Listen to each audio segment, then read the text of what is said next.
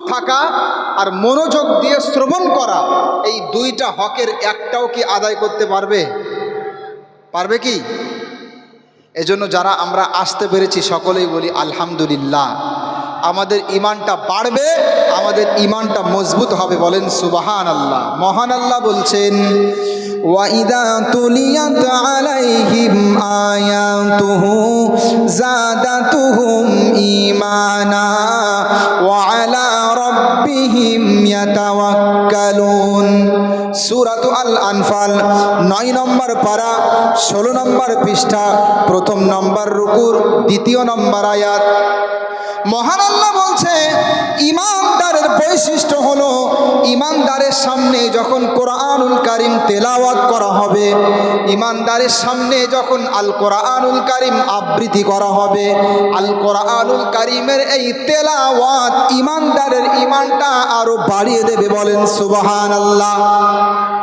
আচ্ছা, আল্লাহর কোরআন থেকে আলোচনা শুনলে ঈমান বাড়বে, কথা কার? আল্লাহর কোরআন থেকে আলোচনা শুনতে ভালো লাগে আপনাদের? ভালো লাগবে, এটাই স্বাভাবিক, কারণ কোরআন কার পক্ষ থেকে এসেছে বলেন?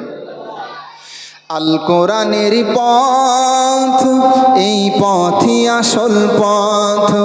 আল কোরআনের পথ, এই পথই আসল পথ। অন্য পথে অন্য মতে নাই যে রহমত।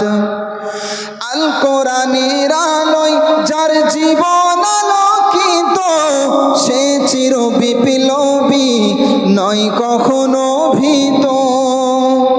আল্লাহর কোরআন পেয়ে খুশি নয় কারা কারা? দেখি হাত তোলেন তো। মুরব্বী খুব সাবধান, খুশি নয় কারা কারা বলেছি? গত 2 বছর আগে একটা মাহফিলে আমার সময় দিয়েছে রাত 2টা থেকে 4টা পর্যন্ত। রাত 2টা থেকে 4টা পর্যন্ত, এটা তো জলসা শোনার সময় নাকি না ঘুমানোর সময়? এই কথা বলা লাগবে বলেন? রাত 2টা থেকে 4টা পর্যন্ত জলসা শোনার সময় না ঘুমানোর সময়? আমরা বাঙালিরা একটু বেশি বুঝি। আমি ঢাকাতে পড়াশোনা করেছি, ওখানে অনেক মাহফিল করেছি, রাত্রি 11:30 12টার উপরে কোনো মাহফিল হয় না। আর আমাদের এখানে এমনও জলসা দেখেছি, মাগরিবের পর থেকে শুরু হয়ে পরের দিন ফজরের পরেও একটা বক্তা থাকে, ঠিক না ঠিক বলেন? এগুলো আমি ভণ্ডামি মনে করি, বিশ্বাস করেন। আপনাদের এখানেও করেছি, এই জেলাতেও করেছি অনেক মাহফিল, যে ফজরের আজানের পরেও একজন বক্তা। তো রাত 2টা থেকে 4টা পর্যন্ত আমার সময়। আমি দেখলাম যে আমার সামনে বসে বসে অনেকেই ঘুমাচ্ছে, বুঝলেন? পাশে যিনি বসে আছে উনিও ঘুমায়। তো শ্রোতারা কতটুকু অ্যাক্টিভ আছে এটা জাস্টিফাই করার জন্য আমি বললাম, আপনারা কারা কারা জাহান্নামে যেতে চান? দেখি হাত তোলেন তো, দেখি অনেকে তুলেছে। জাহান্নামে যাবে? কি ছেলেপিলেগুলো তো খুব বেশি। ও মুসলমান, 2টা থেকে 4টা পর্যন্ত আল্লাহর রাত সৃষ্টি করেছে ঘুমানোর জন্য। আমি বললাম কারা কারা জাহান্নামে যাবেন? দেখি হাত তোলেন। অনেকে উঠিয়েছে। আমার পাশে যিনি বসে আছে উনিও ঘুমায়, বুঝলেন না? সামনে থেকে একজন মুরব্বী এসে বলছে, হুজুর 4টে বাজতে গেল, জলসা শেষ করলে ভালো হয়। আমি বললাম, ভাইয়া আমিও তো অনেক দূরে যাব, জলসা শেষ করলে ভালো হয়। তখন কমিটির ছেলেরা এসে বলছে, হুজুর এত টাকা পয়সা খরচ করে স্টেজ সাজিয়েছি, এত টাকা খরচ করে প্যান্ডেল দিয়েছি, এত তাড়াতাড়ি শেষ হচ্ছে না, ফজরের আজান পর্যন্ত চালান। তার মানে কমিটির ভাইরা সব তো নামাজি নাকি? কি বলেন বলেন? এখানে তো সব নামাজি মাশাআল্লাহ, কিন্তু বেশিরভাগ জায়গাতে যারা কমিটির ছেলে তারা বেনামাজি হয়, ঠিক না ঠিক বলেন? আমি কি খারাপ কিছু বলছি বলেন ভাই? তো ফজরের আজান পর্যন্ত চলবে, সমস্যা কোথায়? ওরা তো নামাজ না পড়ে ঘুমিয়ে থাকবে। যত সমস্যা সব মুরব্বী মানুষদের, ঠিক না? আল্লাহ বোঝার তৌফিক দান করো। আমি আবারও বলছি, যারা আসেননি, অত্যন্ত গুরুত্বপূর্ণ আলোচনা। আল্লাহর কোরআন থেকে শুনলে ঈমান মজবুত হয়, ঈমান বাড়ে, বলেন সুবহানাল্লাহ। তো আল্লাহর কোরআনুল কারীম থেকে আমি আপনাদের সামনে অত্যন্ত সহজ একটা বিষয় নিয়ে আলোচনা করব। আমি কঠিন কোনো বিষয় নিয়ে বলবো না, মন মিজাজ খুব বেশি ভালো নেই। সহজ বিষয় আমি আপনাদের সামনে উপস্থাপন করব। আশা করি আমার এই আলোচনা আপনাদের জীবনে অপ্রত্যাশিত পরিবর্তন আনবে ইনশাআল্লাহ। আমি আজকে সহজ কথা বলবো, যেটা স্টেজে যারা বসে আছে তারাও জানে, আপনারাও জানেন, কিন্তু আমার বলার ধরনটা একটু ভিন্ন রকম হবে, যাতে করে আপনাদের কলিজায় গিয়ে লাগে। বুঝলেন না কি বললাম? আপনারা সকলেই জানেন কিয়ামতের দিন আল্লাহর কাছে সবাই মুসলমান হিসাবে গণ্য হবে না, মুসলিম হিসাবে তারাই গণ্য হবে যাদের মধ্যে 5টা বিষয় থাকবে। কয়টা বিষয় বলেন? কয়টা বিষয়? তাহলে বলবো, যদি ধরা খেয়ে যান তওবা করবেন তো ইনশাল্লাহ? যদি ধরা খেয়ে যান চোখের পানি ফেলে আল্লাহর কাছে তওবা করবেন তো ইনশাল্লাহ? দুনিয়াটা মুমিনদের জন্য নয়, আশা করি আপনারা বুঝতে সক্ষম হবেন। একটা হাদিস দিয়ে আমি আমার আলোচনা শুরু করব। মুসলিম শরীফ 1 নম্বর খণ্ড কিতাবুল ঈমানের মধ্যে হাদিসটা আছে, সিয়াসিত্তার বিভিন্ন কিতাবে আছে।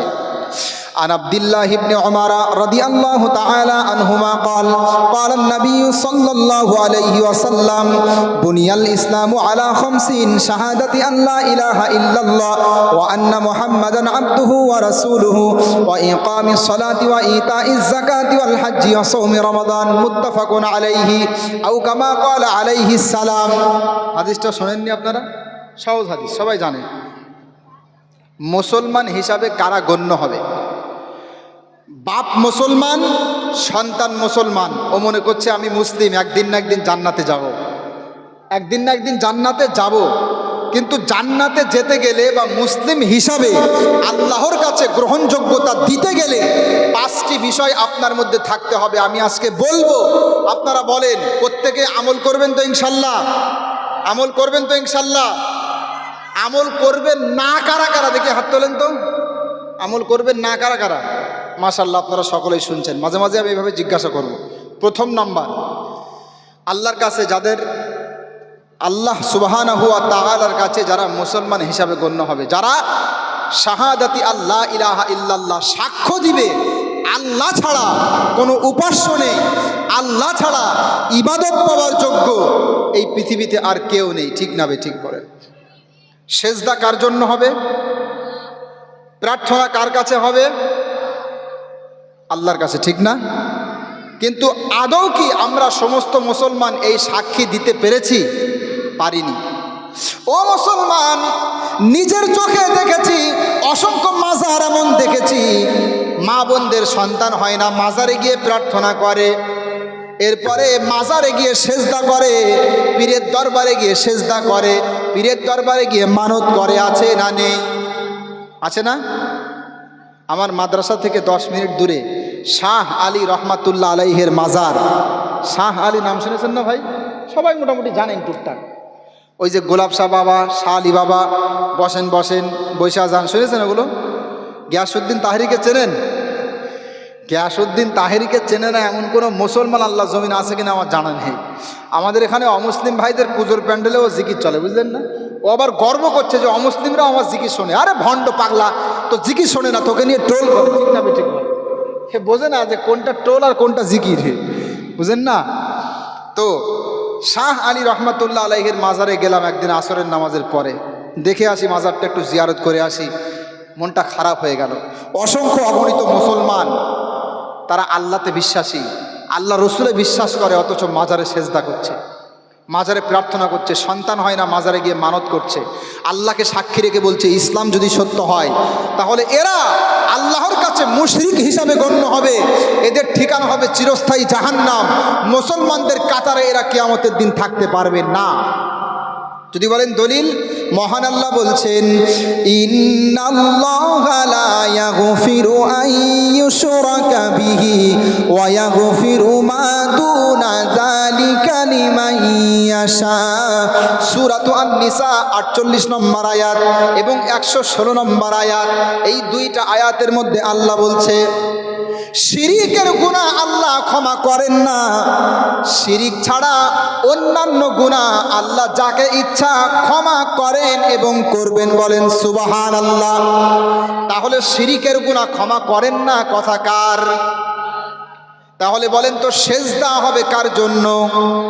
প্রার্থনা হবে কার কাছে? খাজা বাবার দরবারে গিয়েছেন কেউ? কেউ গিয়েছেন? ওই 2-1 হয়তো হাত তুলছে, গিয়েছে। ওখানে মানত হয় না ভাই? মানত সেজদা হয় তো? এগুলো চলছে। আপনারা হয়তো জাননি, হয়তো কখনো হয়তো ঘুরে আসবেন, যাবেন, হতে পারে এমনটা। দারুল উলুম দেওবন্দ থেকে ঘুরে আসে অনেকে, ওখানেও যায়। তো আমি স্পষ্ট বলতে চাই, হাত জোর করে বলছি, আমি কিন্তু বড় আশা নিয়ে থাকি, আমি অন্যান্য 10টা বক্তার মতো না। আমি চাই আমার বক্তব্য শুনে যেন মানুষের মধ্যে পরিবর্তন আসে। শুধুমাত্র ভাইরাল হব এটা আমি চাই না, কিছু পরিবর্তন চাই। এজন্য হাত জোর করে বলছি, যতদিন বাঁচবেন আপনি মুসলমান, আপনি নির্যাতনের শিকার হবেন, এটা সত্য কথা, কিন্তু ঈমান বিক্রি করবেন না। জীবনে কোনোদিন মাজারে গিয়ে সেজদা করবেন না। যত দুঃখ কষ্ট সব কিছু কার সাথে শেয়ার করবেন বলেন? মহান আল্লাহ বলছে, ওয়া আন্নাল মাসাজিদা লিল্লাহ ফালা তাদউ মা'আল্লাহি আহাদা। মহান আল্লাহ বলছে সেজদা হবে শুধুমাত্র আল্লাহর জন্য, এবং প্রার্থনা সমূহ শুধুমাত্র আল্লাহর কাছে। আল্লাহ ছাড়া অন্য কারো কাছে তোমরা হাত পেতো না, চেয়েও না। হাত পাতা বলতে অলৌকিক প্রার্থনা, আল্লাহ ছাড়া অন্য কারো কাছে চাওয়া যাবে না। আল্লাহ আমাদের সকলকে আমল করার তৌফিক দান করুক, বলেন আমিন। আজকে আমরা পারি না, অসংখ্য অগণিত মা বোন আছে, সন্তান হয় না, তাবিজ করার জন্য দৌড়ায়, পীরের দরবারে দৌড়ায়। ও ভাইরে, হাত জোর করে বলছি, আল্লাহর প্রতি আস্থা রাখেন। আমার আল্লাহ বিনা বাপ এবং বিনা মায়ে হযরতে আদমকে সৃষ্টি করেছেন, ঠিক না? আমার আল্লাহ বিনা বাপে হযরতে ঈসাকে সৃষ্টি করলেন। আমার আল্লাহ কোনো রকম নারীর মাধ্যম ছাড়া হযরতে আদম আলাইহিস সালামকে তৈরি করেছেন, ঠিক না? ঠিক বলেন। তাহলে সেই আল্লাহ আপনাকে সন্তান দিতে পারে না বলেন? আমরা চাইতে জানি না, চাওয়ার মতো চাইলে আল্লাহ অবশ্যই শুনবে। এজন্য কবি কত সুন্দর কথা বলছেন, তোমাকে ডাকি যদি একবার আল্লাহ, আমাকে কাছে টানো বারবার। তোমাকে ডাকি যদি একবার আল্লাহ, আমাকে কাছে টানো বারবার। যদি পথ ভুলে যাই আমাকে দিও ঠাই, যদি পথ ভুলে যাই আমাকে দিও ঠাই, দিও দিশা এইটুকু আবদার আল্লাহ, আমাকে কাছে টানো বারবার। তোমাকে ডাকি যদি একবার আল্লাহ, আমাকে কাছে টানো বারবার। আপনারা হাদিস শুনেছেন, কেউ যদি আল্লাহর দিকে এক পা দিয়ে এগোয়, আল্লাহর রহমত তার দিকে 2 পায়ে এগোয়, ঠিক না? ঠিক বলেন, শোনেননি আপনারা? তাই বলছে, দুনিয়ার বুকে আমি এক মুসাফির, বনে যাই প্রতিদিন গুনাহের জাল, স্বপ্নেরা দল বেঁধে রাতে করে ভিড়, আসবে কি কাঙ্ক্ষিত সোনালি সকাল। কি সুন্দর কথা! রাতের বেলায় যখন বালিশে মাথা দিয়ে ঘুমিয়েছি, কত স্বপ্ন আমার মধ্যে উকি ঝুঁকি দিচ্ছে, আগামীকাল এটা করব সেটা করব। কবি বলছেন এমনও হতে পারে সকাল আসার আগে স্বপ্নগুলো নষ্ট হয়ে যাবে, ঠিক না? ঠিক বলেন, এটাই বলছে। স্বপ্নেরা দল বেঁধে রাতে করে ভিড়, আসবে কি কাঙ্ক্ষিত সোনালি সকাল, হয়ে গেলে পেরেশান ও আমার রহমান, জিকিরে হতে দিও একাকার আল্লাহ, আমাকে কাছে টানো বারবার। যাই হোক, ডাকবেন তো আল্লাহকে, আল্লাহকে আপন করবেন তো ইনশাল্লাহ। এই দুনিয়াতে আমার আপনার জন্য কেউ আপন নয়, বিশ্বাস করেন, কেউ আপন নয়। আপনি বিপদে পড়লে বুঝতে পারবেন যে দুনিয়ার মানুষ আপন হয় না, হয় না। অধিকাংশ মানুষ আমাদের আপন নয়, আমাদের আপন হলো আল্লাহ পাক। মনের কষ্ট, মনের যন্ত্রণা সব কিছু কার সাথে শেয়ার করতে হবে বলেন? আল্লাহর সাথে। শিরিক করা চলবে না। আমাদের সমাজে অনেক ছোটোখাটো শিরিক ঢুকে আছে। যেমন আমাদের গ্রামে মক্তব আছে, মনে করেন মক্তবের বাচ্চারা যখন কোরআন ধরে আমি যাই, শনিবারের দিন একটা বাচ্চাকে কোরআন ধরাবো। আমি বললাম ঠিক আছে, কোরআন নিয়ে আসো। তো তখন বাড়িতে যাওয়ার পরে যখন আম্মাজানকে বলছে, মা কোরআন ধরবো, কোরআনটা দাও, আজকে কোরআন ধরানো হবে মক্তবে। তো তার মা বলছে, আজকে শনিবার, আজকে কোরআন ধরতে হবে না, শনিবারে অমঙ্গল হয়, মঙ্গলবারে অমঙ্গল হয়, বুঝলেন না? শনিবারে অমঙ্গল হয়, মঙ্গলবারে অমঙ্গল হয়, আজকে কোরআন ধরতে হবে না, অন্য দিন ধরবি। আমি বললাম, তোমার আম্মুকে গিয়ে বলো এই বিশ্বাসটা ইসলামী আকীদা সমর্থন করে না, এটা ভ্রান্ত বিশ্বাস, এটা শিরকি পর্যায়ের বিশ্বাস, ইসলাম এটা সমর্থন করে না।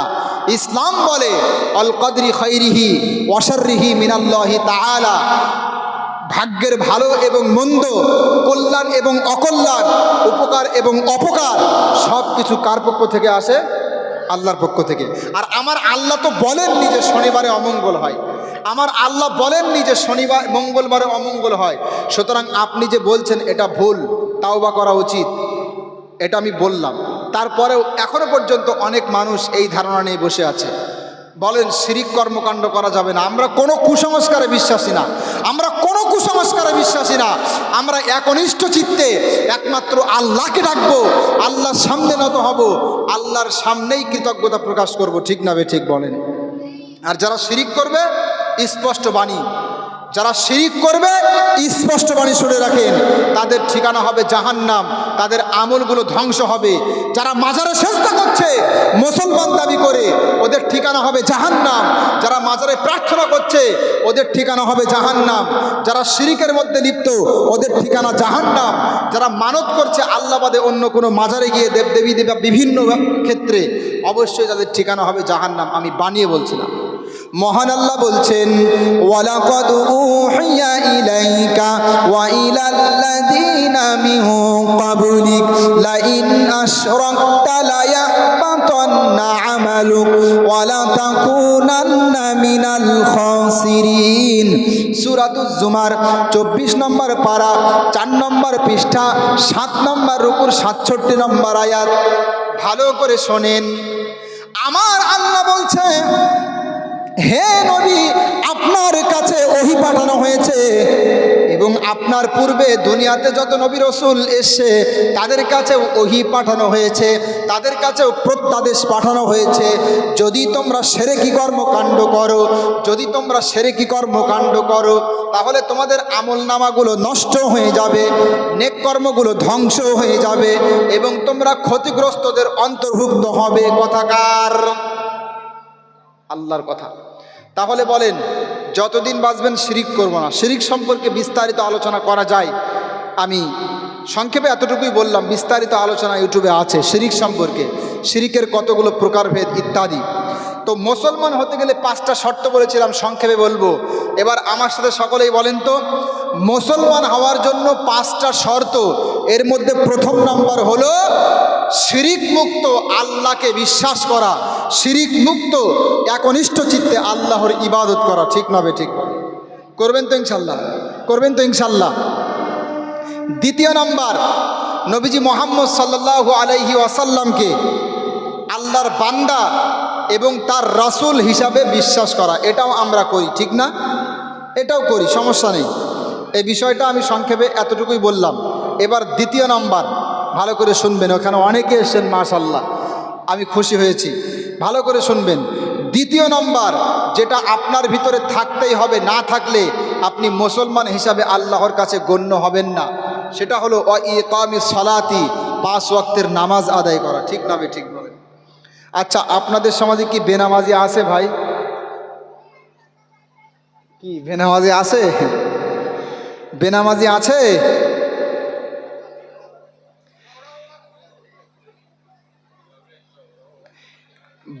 বেনামাজি অবশ্যই আছে। এমনকি দুঃখের কথা কি জানেন, আপনাদের সমাজে কি বলবো না, তবে আমি আমাদের সমাজের কথা বলছি, নামাজিদের থেকেও বেনামাজির সংখ্যা বেশি। ঠিক না বে ঠিক বলেন? মুসলমানদের মধ্যে আবার 2টা গ্রুপ, একটা হলো সংখ্যালঘু আর একটা সংখ্যাগরিষ্ঠ।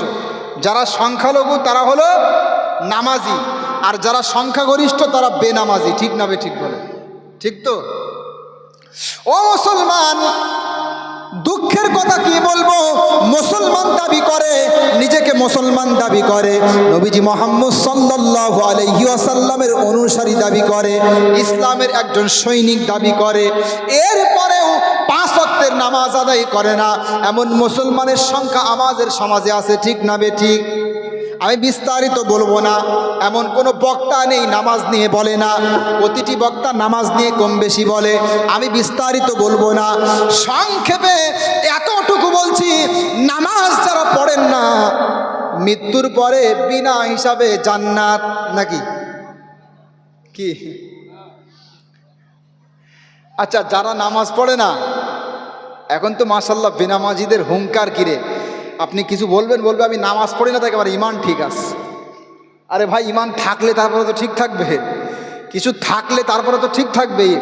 যারা 5 ওয়াক্তের নামাজ আদায় করে না, তাদের ইমান আদৌ কি আছে, এটাই তো সন্দেহ লাগে আমার, বুঝলেন না কি বললাম? যারা 5 ওয়াক্তের নামাজ আদায় করে না, আমি যদি এখন এখান থেকে কাউকে ডেকে বলি তুই জাহান্নামী বা আপনি জাহান্নামী, আপনার কষ্ট লাগবে না লাগবে না বলেন? আমি যদি আপনাকে এখন ডেকে বলি যে মুরব্বী আপনি জাহান্নামে যাবেন, আচ্ছা মুরব্বী বললে আবার রাগ করবেন না তো আপনারা? মুরব্বী কদিন বিশাল ভাইরাল। আরে আমি মেদিনীপুরে একটা জলসায় গিয়ে বসে আছি, কিছু যুবক ছেলে, কিছু মানে বাচ্চা ছেলে, যুবক না, কিছু বাচ্চা ছেলে আমাকে এসে বলছে মুরব্বী মুরব্বী হু হু, বুঝলেন? আমি বললাম মুরব্বী মুরব্বী হু হু করে কেন? পরে ফেসবুকে বিষয়টা দেখলাম যে খুব বেশি ভাইরাল হয়েছে কয়েকদিন। মুরব্বী, বাংলাদেশের একজন বক্তা ওয়াজ করছে, সামনে একজন শ্রোতা, মুরব্বী মানুষ উঠে যাচ্ছে, বিভিন্ন প্রাকৃতিক প্রয়োজন বা বিভিন্ন ন্যায়সঙ্গত কারণ থাকতে পারে, বক্তা বলছে মুরব্বী মুরব্বী হু হু, মানে আপনি যায়েন না, আর এটাকে ভাইরাল করে দিয়েছে। এত বেশি ভাইরাল, বসিরহাটের কোনো ভণ্ড শিল্পী দেখলাম গজলও বানিয়েছে, মুরব্বী তুমি এ কি করিলা, বইলা তুমি দেশটা মাতাইলা মুরব্বী। শোনেননি আপনারা? মুরব্বী নিয়ে গজল। কত রকম ভণ্ডামি দুনিয়ায় দেখবো। ইয়াং মেয়ে, বিয়ের বয়স হয়ে গেছে, 22 বছর 23 বছর বয়স, চেহারা আলগা করে দিয়ে, সুরেলা কণ্ঠ দিয়ে স্টেজে গজল বলছে, ঠিক না? এগুলো আমাদের দেখতে হচ্ছে আজকে এসে। এমনও শিল্পী আছে, বিবাহ শাদী হয়ে গেছে, বাচ্চা কাচ্চা হয়ে গেছে, এরপরে স্টেজে উঠে চেহারা খুলে দিয়ে লিপস্টিক লাগিয়ে গজল বলছে। উনি জান্নাতি সুরে, মধুর সুরে গজল বলছে, আর যুবকরা হা করে তাকিয়ে তাকিয়ে জান্নাতি সুরে নবীর মহব্বতে গজল দেখছে। কি একটা ব্যাপার, ঠিক না? এও জাহান্নামী, ও জাহান্নামী। আমি কঠোর ভাষায় বলেন, প্রমাণ করে দেখাবো হাদিস কোরআন থেকে ইনশাল্লাহ। তো আমি যদি এখন আপনাকে ডেকে বলি আপনি জাহান্নামে যাবেন, আপনার শুনতে কষ্ট লাগবে, ঠিক না ভাই? কিন্তু যারা বেনামাজি, কথাগুলো অন্তরে নিবেন, কথাগুলো অন্তরে নিবেন। যারা বেনামাজি, আমার আল্লাহ তাদেরকে জাহান্নামী বলেছেন, আমার আল্লাহ তাদেরকে জাহান্নামী বলেছেন। আমি জানি না আমার আলোচনা শোনার পরে আপনারা পরিবর্তন হবেন কিনা। মহান আল্লাহ বলছেন, ফি জান্নাতি ইয়াতাসাআলুনা আনিল মুজরিমিন মা সালাকাকুম ফি সাকার ক্বালু লাম নাকু মিনাল মুসাল্লিনা ওয়া লাম নাকু নুতঈমুল মিসকিন। সূরাতুল আল মুদ্দাসসির 29 নম্বর পারা, 18 নম্বর পৃষ্ঠা, 2 নম্বর রুকুর 41, 42, 43 নম্বর আয়াত। ভালো করে শোনেন, একটু অন্তরের চোখ দিয়ে শুনবেন, অন্তর দিয়ে উপলব্ধি করার চেষ্টা করবেন। আমার আল্লাহ বলছে জান্নাতীরা জাহান্নামীদেরকে জিজ্ঞাসা করবে, কেন তোমরা জাহান্নামে আসলে? ভাইরা সবাই একটু ভালো করে শুনবেন কথাগুলো। যারা আশেপাশে বসে আছেন সবাইকে আমি সবার দৃষ্টি আকর্ষণ করছি, হাত জোর করে বলছি একটু ভালো করে শুনবেন। জান্নাতীরা জাহান্নামীদেরকে জিজ্ঞাসা করবে, কেন তোমরা জাহান্নামে আসলে? আচ্ছা বলেন তো, জাহান্নামীরা উত্তর দিয়ে যেটা বলবে, জাহান্নামীরা উত্তরে যেটা বলবে, সেটা সম্পর্কে অগ্রিম সতর্ক থাকার দরকার আছে না নেই বলেন? জান্নাতীরা জাহান্নামীদেরকে জিজ্ঞাসা করে বলবে, কেন তোমরা জাহান্নামে আসলে? তখন জাহান্নামীরা উত্তর দিয়ে সর্বপ্রথম যে কথা বলবে, লাম নাকু মিনাল মুসাল্লিন, আমরা দুনিয়াতে নামাজ আদায় করতাম না, আমরা দুনিয়াতে সালাত আদায় করতাম না, আমরা দুনিয়াতে নামাজ আদায় করতাম না, এই কারণে জাহান্নামে এসেছি। তাহলে নামাজ না পড়লে জাহান্নাম কথা কার? আল্লাহর কথা। দেখেন এবার আপনি জান্নাতে যাবেন নাকি জাহান্নামে যাবেন সেটা আপনার বিষয়। দুনিয়াতে তো কষ্টে আছেন, দুনিয়াতে তো ডিপ্রেশনে আছেন, দুনিয়াতে তো টেনশনে আছেন। এখন দেখার বিষয় আপনি জান্নাতে, আপনি পরকালেও কি টেনশনে থাকতে চান? যদি বলেন যে না থাকবো, তাহলে নামাজ পড়ার দরকার নেই। আর যদি বলেন যে না সুখ পেতে চাই, তাহলে নামাজ পড়তে হবে। ও মুসলমান, জাহান্নাম অত্যন্ত ভয়ঙ্কর জায়গা। এই জন্য আমার আল্লাহ যখন আদম আলাইহিস সালামকে দুনিয়াতে পাঠিয়েছিলেন, তখন স্পষ্ট বলেছিলেন আদম আলাইহিস সালামকে সম্বোধন করে, তোমার সন্তানদের কাছে যুগে যুগে আমি আল্লাহ নবী এবং রসুল পাঠাবো, যারা আমার বার্তা অ্যাকসেপ্ট করে আমার বিধান অনুপাতে জীবন যাপন করবে, আমি আল্লাহ তাদেরকে এই সুখময় জান্নাতে আবার ফিরিয়ে নেব। আর যারা দুনিয়াতে যাওয়ার পরে আমাকে ভুলে যাবে, আমি আল্লাহ তাদেরকে এই জান্নাতে আর ফেরত নেব না। বলেন না ওযুবিল্লাহ। জান্নাতে যেতে গেলে তৈরি থাকতে হবে। আমার আল্লাহ স্পষ্ট বলেছিলেন, কিন্তু আমরা সেটা বুঝতে পারিনি।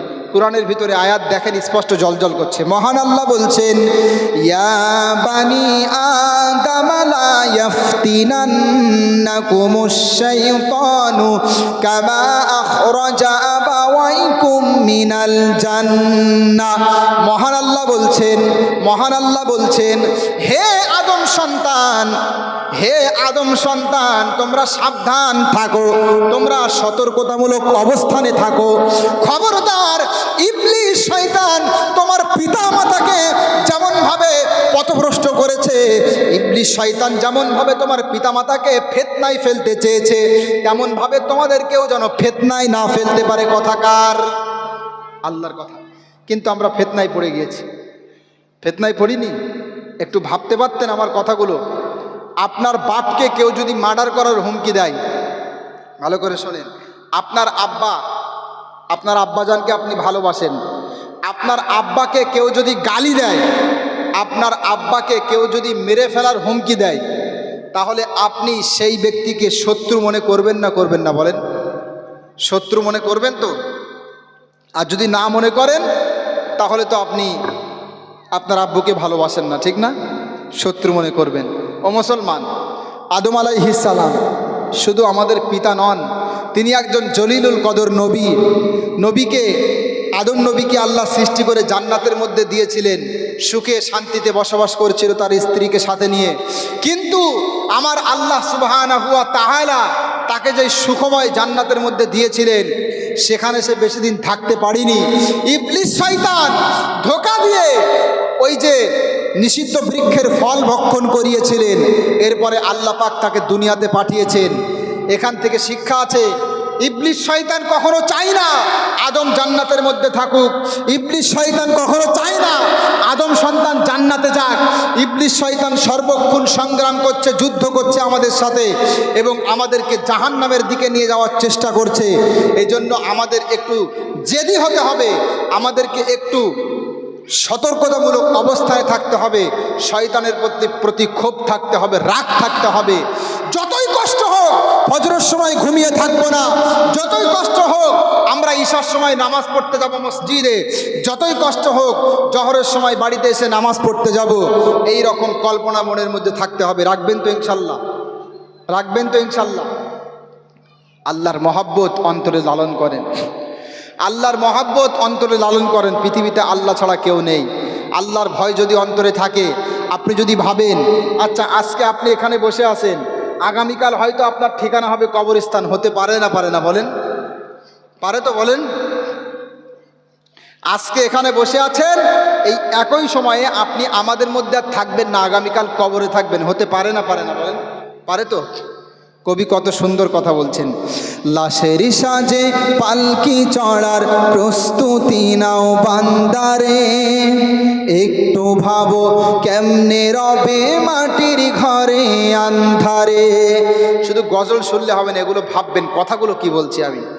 লাশের সাজে পালকি চড়ার প্রস্তুতি নাও বান্দারে, একটু ভাবো কেমনে রবে মাটির ঘরে আন্ধারে।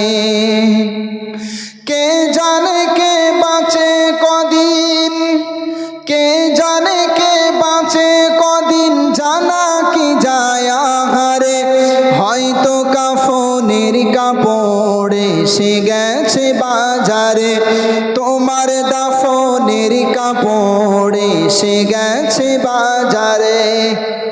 আপনি হয়তো জানেন না, আপনি কাশ্মীরে ঘুরতে যাবেন, আপনি দার্জিলিংয়ে ঘুরতে যাবেন, আপনি নামি দামি দোকানে গিয়েছেন কাপড় কেনার জন্য। ও মুসলমান, আপনি হয়তো জানেন না যেই দোকানে আপনি কাপড় কেনার জন্য গিয়েছেন সেই দোকানেই হয়তো আপনার কাফনের কাপড়টা লুকিয়ে আছে। ঠিক না ঠিক বলেন? যেই দোকানে আপনি উন্নত মানের কাপড় কিনতে গিয়েছেন ওই দোকানেই হয়তো আপনার কাফনের কাপড়টা লুকিয়ে আছে। ঠিক না ঠিক বলেন? হতে পারে না বলেন? আপনার পাশের বাজারের নাম কি? সংগ্রামপুর।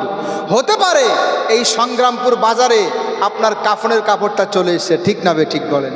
এটার নাম দুনিয়া। তাই তো বলছে, হয়তো কাফনের কাপড় এসে গেছে বাজারে, তোমার দাফনের কাপড় এসে গেছে বাজারে।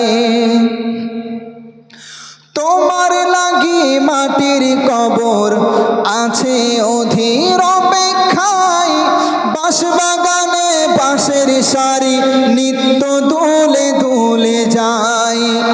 তোমার লাগি মাটির কবর আছে অধীর অপেক্ষায়, বাঁশবাগানে বাঁশের সারি নিত্য দুলে দুলে যায়।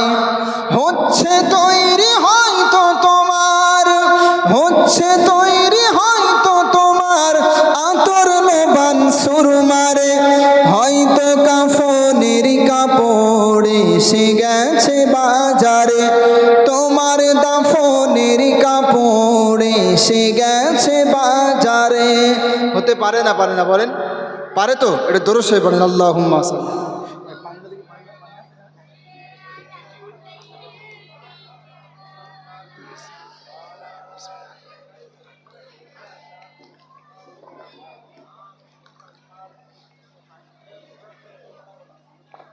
ও মুসলমান, মসজিদের মুয়াজ্জিন সাহেব দৈনন্দিন 5 বার আপনাদেরকে মসজিদের দিকে ডাকছে, হাইয়া আলাস সালাহ, এসো নামাজের জন্য, হাইয়া আলাল ফালাহ, এসো সফলতার জন্য। আমার আল্লাহ যেন ডাকছেন, ও বান্দা তুমি মসজিদের দিকে এসো নামাজের জন্য, তুমি মসজিদের দিকে এসো সফলতার জন্য। আর আজকে অধিকাংশ মানুষ এই ডাকে সাড়া দেয় না। ঠিক না ঠিক বলেন? ঠিক না? মুসলমান একটু ভাববেন, মসজিদে মুয়াজ্জিন আপনাকে ডাকছে, আপনি যাচ্ছেন না, কিন্তু হতে পারে এই মসজিদের খাটিয়াটা আগামীকাল আপনার বাড়িতে এসে উপস্থিত হবে। ঠিক না ঠিক বলেন? পারে না? তাই তো বলছে, যে পানিতে গোসল দিবে কুসুম গরম করিয়া, সেই পানি আর বড়ই পাতা আছে তৈরি খাটিয়া। কি একটা জীবন! কোন খাটিয়ায় করে কবরস্থানে যাব, কোন খাটিয়ায় করে আমাকে গোরস্থানে নিয়ে যাবে, সেই খাটিয়াটাও মসজিদের মধ্যে উপস্থিত রয়েছে। ঠিক না? কি একটা অদ্ভুত জীবন! তাই বলছে, যে পানিতে গোসল দিবে কুসুম গরম করিয়া, সেই পানি আর বড়ই পাতা আছে তৈরি খাটিয়া। আজরাইলকে কভু বন্ধু, আজরাইলকে কভু বন্ধু ফাঁকি দেয়া যায় না রে, হয়তো কাফনের কাপড় এসে গেছে বাজারে, তোমার দাফনের কাপড় এসে গেছে বাজারে। লাশের সাজে পালকি চড়ার প্রস্তুতি নাও বান্দারে, একটু ভাবো কেমনে রবে মাটির ঘরে আন্ধারে। বলেন, প্রস্তুতি গ্রহণ করবেন তো ইনশাল্লাহ? করবেন তো ইনশাল্লাহ? তাহলে 5 ওয়াক্তের নামাজ। এখন আমাদের সমাজে যারা 5 ওয়াক্তের নামাজ আদায় করে না তাদের কয়েকটা অজুহাত আছে। কি আছে বলেন? অজুহাত। এই অজুহাতগুলো আমি বলব, আমি সহজ আলোচনা করব, কঠিন আলোচনায় যাব না। এমনি শারীরিক কন্ডিশন খুব বেশি ভালো না, আমি সহজ আলোচনা করব। আমাদের সমাজে যারা নামাজ আদায় করে না তাদের প্রথম নাম্বার অজুহাত হলো, এখনও আমার হাতে সময় আছে। ওই যারা রাস্তার ধারে বসে আছেন সবাইকে বলছি, এখন থেকে একটু অ্যাক্টিভ হয়ে আলোচনাটা শুনবেন। আশা করি আপনাদের জীবনে হয়তো পরিবর্তন আনবে ইনশাআল্লাহ। আজকে যারা নামাজ আদায় করে না, এদের প্রথম নম্বর অজুহাত হলো, হুজুর এখনো সময় আছে, পড়বানি।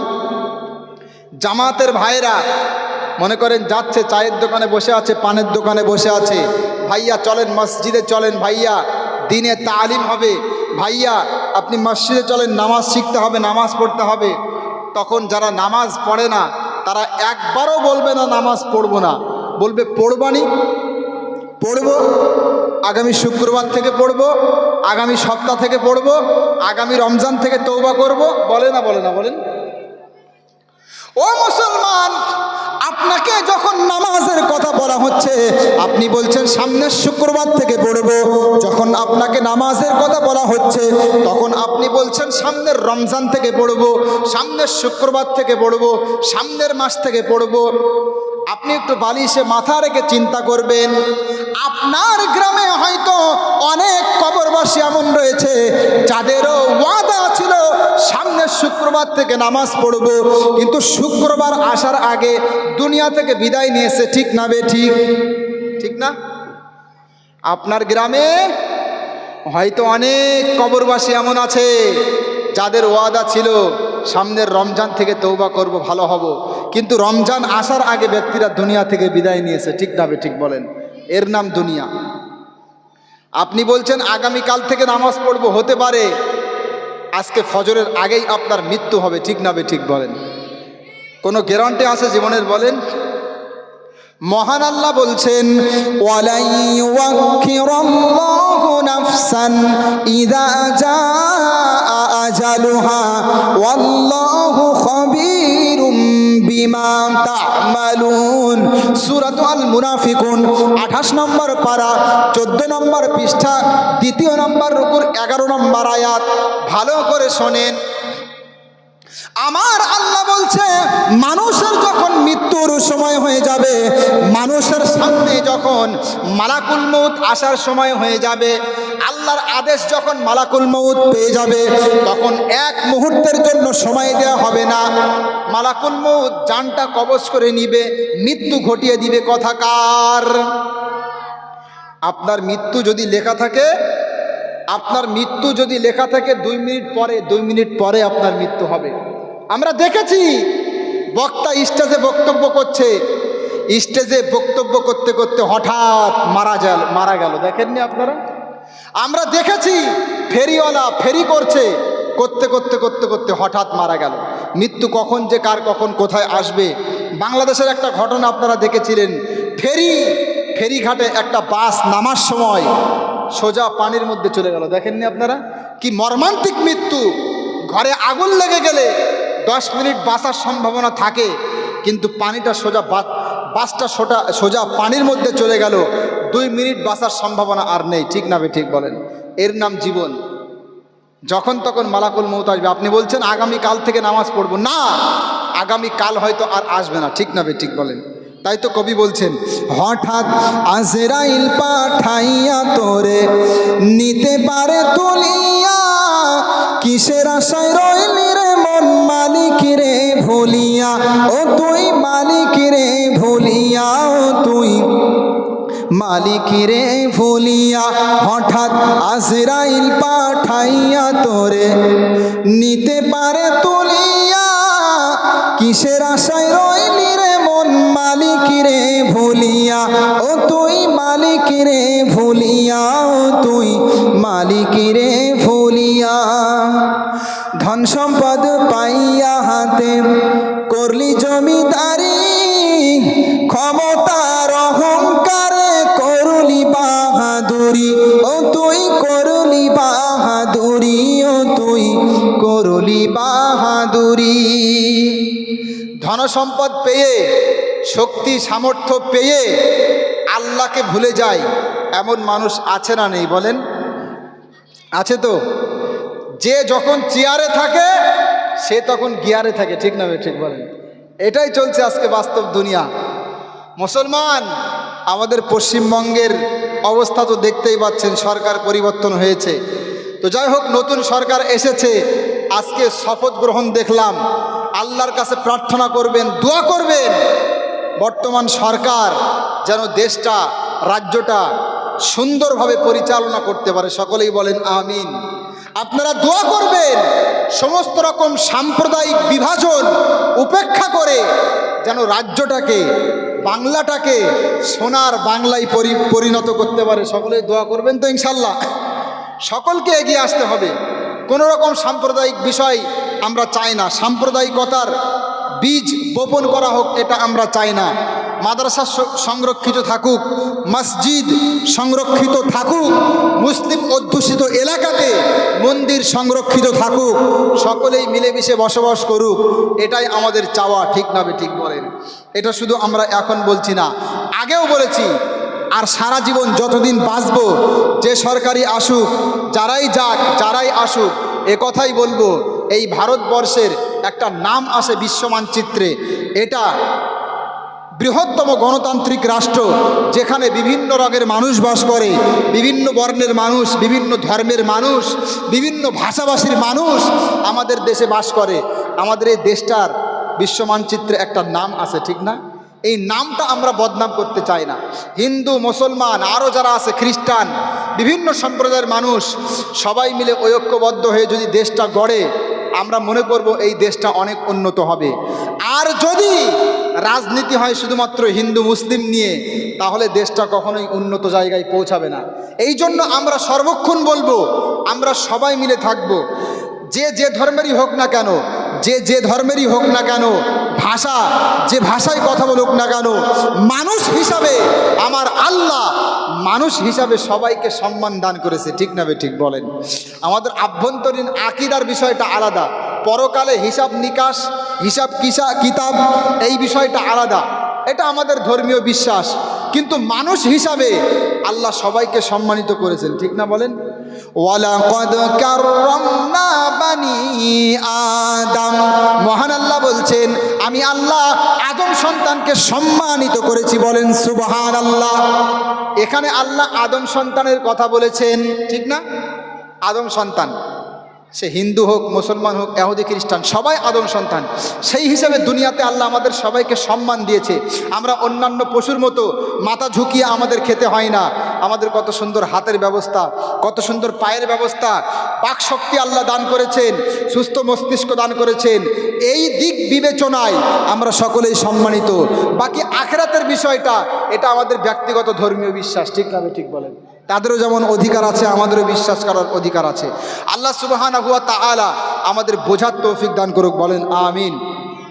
তো আমি যে কথা বলছিলাম, বেনামাজি প্রথম নাম্বার অজুহাত দেখিয়ে বলবে কি, হুজুর আগামী শুক্রবার থেকে নামাজ পড়ব, আগামী রমজান থেকে পড়ব। কিন্তু ভাইরে, আপনার এই কথাটা বলা একদম ঠিক হচ্ছে না, কারণ ভবিষ্যৎ আপনার হাতে নেই। ভবিষ্যতের মালিক কে বলেন? ভবিষ্যতের মালিক কে বলেন? আল্লাহ। এবার দ্বিতীয় নম্বর অজুহাত, ভালো করে এই বাচ্চারা তোমরা একটু কথা বলবে না। এই বাচ্চারা, তোমরা যদি খেলা করতে ইচ্ছুক হও তাহলে ও পিছনে মাঠে চলে যাও, একটু কথা বললে ডিস্টার্ব হয়ে যাবে, বুঝলে?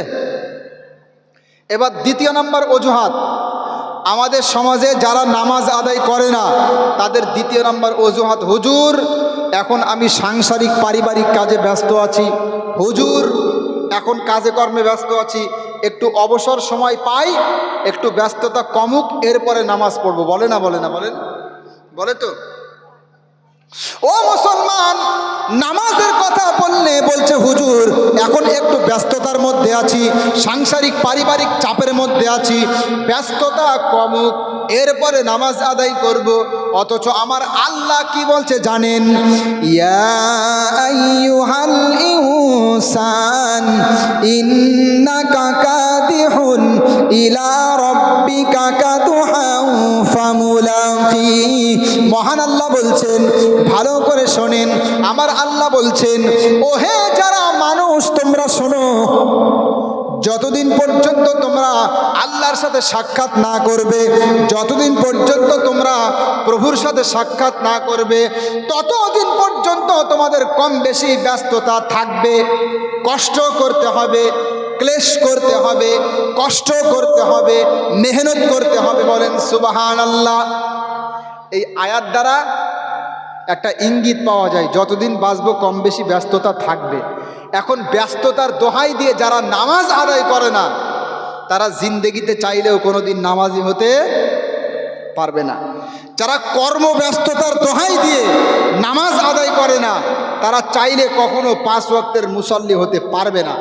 এই জন্য আমি স্পষ্ট বলতে চাই, আমার নবী মুহাম্মদ সাল্লাল্লাহু আলাইহি ওয়াসাল্লাম, তারও কর্মজীবন ছিল না বলেন? সাংসারিক জীবন ছিল না বলেন?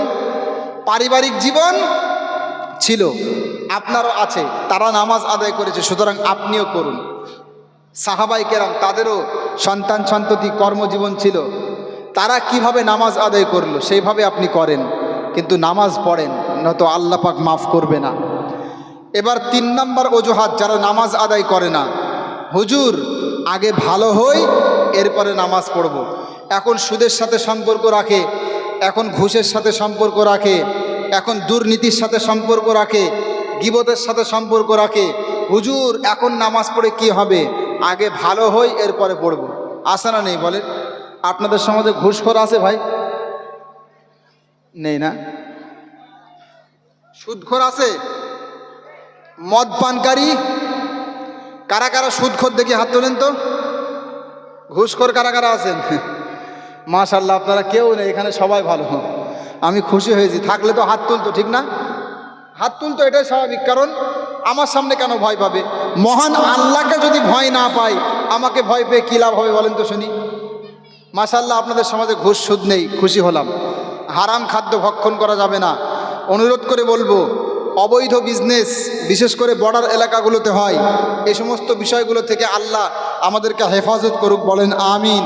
হারাম খাদ্য খেয়ে আর যাই হোক আল্লাহকে পাওয়া যায় না, ঠিক না ঠিক বলেন? ইয়া আইয়ুহাল্লাযীনা আমানু কুলু মিন তাইয়্যিবাতি মা রাযাকনাকুম, আল্লাহ বলছেন হে ঈমানদার, আমার দেওয়া পবিত্র রিজিক হতে, হালাল রিজিক হতে তোমরা আহার করো, ভক্ষণ করো, বলেন সুবহানাল্লাহ। তো বলবে হুজুর আগে ভালো হই এরপরে নামাজ পড়ব। সমিতির সাথে সম্পর্ক রাখে, মা বোনরা অনেকে আছে, মহিলা প্যান্ডেল তো এখানে নেই, তাই না? নেই। মা বোনরা সমিতির সাথে সম্পর্ক রাখে, আছে না নেই বলেন? এইরকম বিভিন্ন অপকর্মের সাথে জড়িয়ে আছে।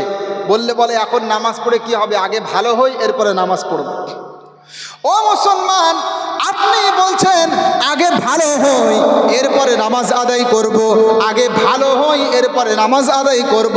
আর আমার আল্লাহ কি বলছে জানেন? মহান আল্লাহ বলছেন আকিমিস সালাতা ইন্নাস সালাতা তানহা আনিল ফাহশাই ওয়াল মুনকার ওয়ালাযিকরুল্লাহি আকবার। সূরাতুল আনকাবুত 21 নম্বর পারা, 1 নম্বর পৃষ্ঠা, 5 নম্বর রুকুর 45 নম্বর আয়াত। মহান আল্লাহ বলছেন তোমরা নামাজ আদায় করো, অবশ্যই তোমরা সালাত আদায় করো। অবশ্যই নামাজ, অবশ্যই সালাত মানুষকে অশ্লীলতা, বেহায়াপনা, মানুষকে গুনাহের কাছ থেকে বাঁচিয়ে নেয়, বলেন সুবহানাল্লাহ। তাহলে বলেন মুসলমান, আমার সাথে বলেন, আমার আল্লাহ বলছেন তুমি নামাজ আদায় করো, আমি তোমাকে ভালো করব। আর আপনি বলছেন আগে ভালো হই তারপরে নামাজ পড়ব। কার কথা সঠিক বলেন? আপনি বলছেন আগে ভালো হই এরপরে নামাজ পড়ব, আর আমার আল্লাহ বলছে বান্দা তুমি নামাজ শুরু করো, আমি তোমাকে ভালো করব। নিঃসন্দেহে কার কথা সঠিক? আল্লাহর কথা। যদি আল্লাহর কথা সঠিক হয় তাহলে অনুরোধ করে বলছি, আপনি জেনাখোর, চিন্তা নেই নামাজ পড়তে আসেন। আপনি ঘুষখোর, চিন্তা নেই নামাজ পড়তে আসেন। আপনি সুদখোর, চিন্তা নেই নামাজ পড়তে আছেন। আপনি কত গুনাহ করেছেন, আপনার গোনা যদি হয় পাহাড়ের সমতুল্য, আমার আল্লাহর ক্ষমা সমুদ্রের ফেনার সমতুল্য, ঠিক না ঠিক বলেন? চিন্তার কোনো কারণ নেই। কত পাপ করেছেন, সমস্যা নেই, সেজদায় নত হয়ে যান, আল্লাহ মাফ করবে। সেজদায় নত হবেন তো ইনশাল্লাহ? সেজদায় নত হও, অস্ত্র ছাড়ো, প্রভুর শরণে হৃদয় গাড়ো। সেজদায় নত হও, অস্ত্র ছাড়ো, প্রভুর শরণে হৃদয় গাড়ো। প্রাণ খুলে সব ব্যথা বলো প্রভুকে, বলো প্রভুকে। রাতটি কেটে যাবে ঘুমে অলসে, তুমি কি ডাকবে না তোমার প্রভুকে, প্রভুকে। সেজদায় নত হও, অশ্রু ছাড়ো, প্রভুর শরণে হৃদয় গাড়ো। সেজদা করবেন তো ইনশাল্লাহ? করবেন তো ইনশাল্লাহ? আল্লাহ আমাদের সকলকে বোঝার তৌফিক দান করুক, বলেন আমিন। মুসলমান, এখান থেকে একটা হাদিস আমার মনে পড়ে গেল, সেজদার কথা বললাম তাই হাদিসটা শুনিয়ে দেই, আপনারা ভালো করে শুনবেন। এই একটা মাত্র হাদিস আপনাদের জীবনে অপ্রত্যাশিত পরিবর্তন আনতে পারে। এই একটা মাত্র হাদিস আপনাদের জীবন পরিবর্তন করতে পারে। আচ্ছা, কটা পর্যন্ত হবে? আচ্ছা, সময়টা দেখি, আমরা তো আলোচনা করতে পারবো। 11টা 14, তোমার 12টা 42, ও 11টা 42, 15-র মধ্যে শেষ করে দেবো। ঠিক আছে, তার মানে আর অল্প সময় আছে, আপনারা একটু অ্যাক্টিভ হয়ে শোনেন, ভালো করে শোনেন, এদিকে তাকান। একটা হাদিস শোনাবো, যারা আশেপাশে বসে আছেন সবাইকে বলবো অ্যাক্টিভ থাকবেন। এই একটা মাত্র হাদিস আপনাদের জীবন পরিবর্তন করতে পারে ইনশাআল্লাহ। সহিহ বুখারী 2 নম্বর খণ্ড কিতাবুদ দাওয়াতের মধ্যে হাদিসটা এসেছে। عن أبي هريرة رضي الله تعالى عنه قال قال النبي صلى الله عليه وسلم يتنزل ربنا تبارك وتعالى كل ليلة إلى السماء الدنيا حينما يبقى ثلث الليل الآخر। নবীজি মুহাম্মদ সাল্লাল্লাহু আলাইহি ওয়াসাল্লামের সাহাবী আবু হুরায়রা থেকে বর্ণিত, আল্লাহর নবী মুহাম্মদ সাল্লাল্লাহু আলাইহি ওয়াসাল্লাম বলছে, আমার আল্লাহ রাতের শেষ অংশে প্রথম আসমানে অবতরণ করেন, প্রথম আসমানে অবতরণ করেন। এরপরে আমার আল্লাহ তিনি বলেন, মাইয়াদউনি ফাস্তাজিব লাহু, কে আছে আমার কাছে দোয়া চাইবে আমি আল্লাহ কবুল করব। এই হাদিসটা একটু ভালো করে শুনবেন ভাইরে, এই হাদিসটা আপনার জীবন পরিবর্তন করবে। আমার আল্লাহ, যেই আল্লাহর অদৃশ্য ইঙ্গিতে করোনার মতো ভাইরাস হয়, ঠিক না ঠিক বলেন, যেই আল্লাহর ইশারাতে আমফানের মতো ঝড় হয়, আমফান ঝড় হয়েছিল এদিকে, আমফান ঝড় হয়েছিল, যেই আল্লাহর অদৃশ্য ইঙ্গিতে মাত্র 28 সেকেন্ডের ব্যবধানে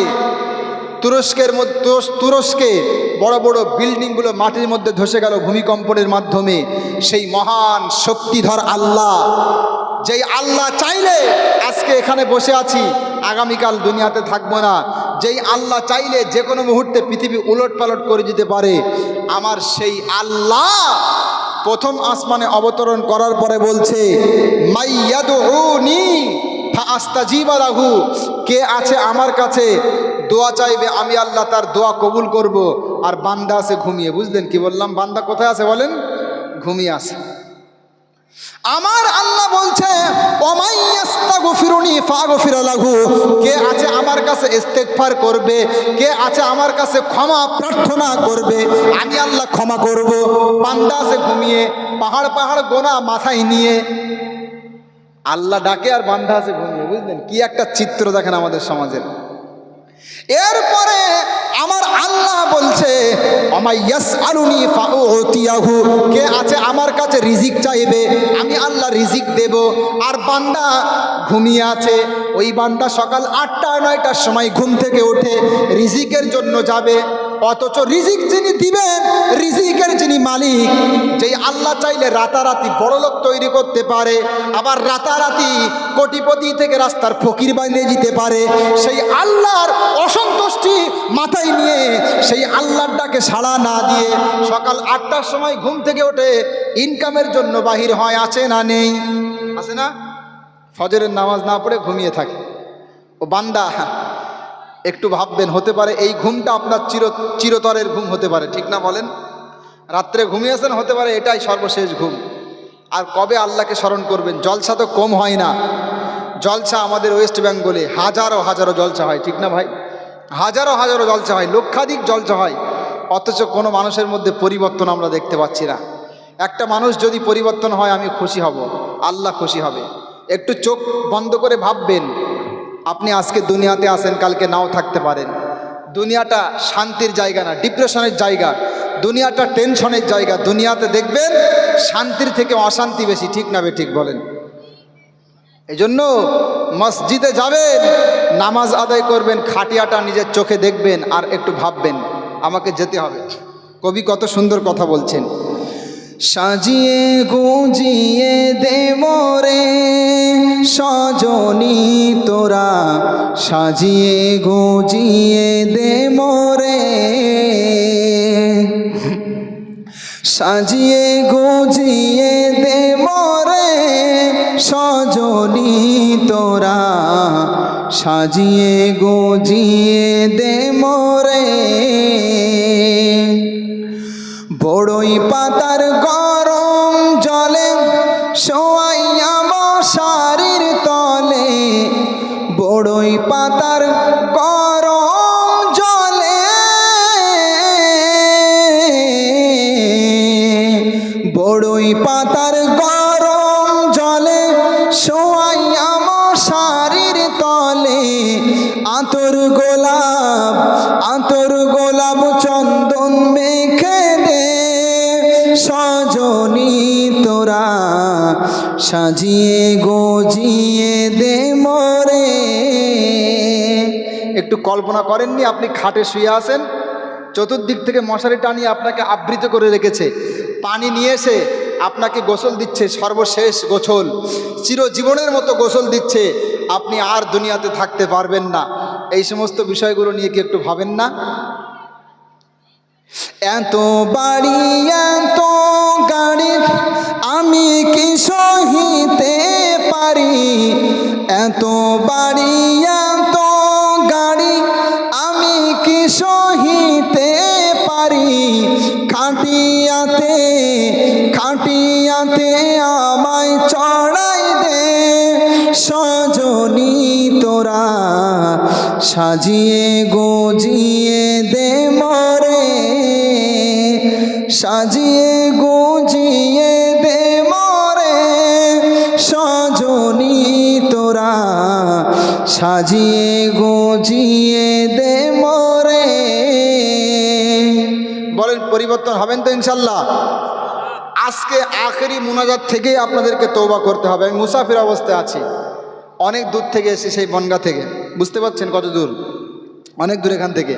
তো মুসাফির অবস্থায় আছি, আখেরি মুনাজাত যখন আমি করব আমার সাথে অংশগ্রহণ করবেন এবং তাওবা করবেন তো ইনশাল্লাহ? করবেন তো ইনশাল্লাহ? আচ্ছা, অজুহাতগুলো বলছিলাম, সময় শেষের দিকে যাচ্ছে, চিন্তা করিয়েন না। যে অজুহাতগুলো বলছিলাম, আমাদের সমাজে যারা নামাজ আদায় করে না তাদের বিভিন্ন অজুহাতের মধ্যে আরেকটা ভয়ঙ্কর অজুহাত আছে। মনে করেন চায়ের দোকানে বসে আছে, পানের দোকানে বসে আছে, জামাতের ভাইরা যাচ্ছে, বলে চলেন ভাই মসজিদের দিকে চলেন, চলেন মসজিদের দিকে চলেন। তখন অনেকে তাৎক্ষণিকভাবে বাঁচার জন্য উপস্থিত নামাজ থেকে নামাজে না যাওয়ার জন্য একটা বাহানা তৈরি করে, কি এই লুঙ্গিটা পবিত্র আছে কি নাকি অপবিত্র আছে জানি না, সঠিক বলতে পারছি না, আগামীকাল থেকে ইনশাল্লাহ চেষ্টা করবো। বলে না, বলে না, বলেন আগামীকাল থেকে ইনশাল্লাহ যাব, লুঙ্গিটা জানি না অপবিত্র আছে কিনা। তার মানে দুঃখের বিষয় হলো, লজ্জার বিষয় হলো, অনেক মুসলমান এমন আছে এরা পেশাব করার পরে পবিত্রতা অর্জন করে না, ঠিক না ঠিক বলেন? পেশাব করার পরে পানি, ঢিলা, কুলুক ইত্যাদি ব্যবহার করে না, আছে না নেই বলেন? আছে। যদি এমন কোনো অপরাধী, এমন কোনো আসামি এখানে থেকে থাকেন, তাহলে আমি স্পষ্ট বলবো আল্লাহকে ভয় করুন। পেশাব করে পবিত্রতা অর্জন না করলে জান্নাত জাহান্নাম তো বহু দূর কি বাত, আপনার কবরের মধ্যে শাস্তি হতে পারে। বিশুদ্ধ হাদিস সহিহ বুখারী কিতাবুত তাহারাতের মধ্যে স্পষ্ট হাদিস উল্লেখ, সিয়াসিত্তার আরও অন্যান্য কিতাবে হাদিসটা এসছে, আপনারা বিখ্যাত হাদিস জানেন। মাররান নবী সাল্লাল্লাহু আলাইহি ওয়াসাল্লাম বিকবরাইন, আল্লাহর নবী এমন দুইটি কবরের পাশ দিয়ে যাচ্ছিলেন ইউআযাবান, যেই দুইটা কবরবাসীকে শাস্তি দেওয়া হচ্ছিল। রাসূল বলছেন ওমা ইউআযাবানে ফি কাবীরিন, এমন কোনো অপরাধের কারণে তাদেরকে শাস্তি দেওয়া হচ্ছে না যেই অপরাধটা আমাদের সমাজে বড় মনে করা হয়।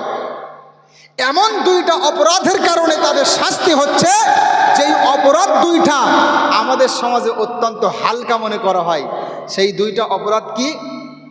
আম্মা আহাদুহুমা ফাকানা লা ইয়াস্তাতিরু মিনাল বাউল ওয়া ফি রিওয়ায়াতিন লা ইয়াস্তানজিহু মিনাল বাউল।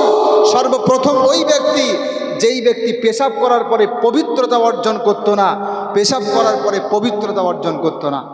পেশাব করার পরে পবিত্রতা অর্জন বলতে পেশাব করতো পানি অথবা ঢেলা কুলুক নিত না, অথবা এটাও হতে পারে এমন জায়গাতে পেশাব করছে যে পেশাব করা অবস্থায় পেশাবের ছিটা নিজের লুঙ্গিতে এসে লাগছে, জামাতে এসে লাগছে, গায়ে এসে লাগছে, এই রকম পরিস্থিতি, তাদের কবরে শাস্তি হতে পারে।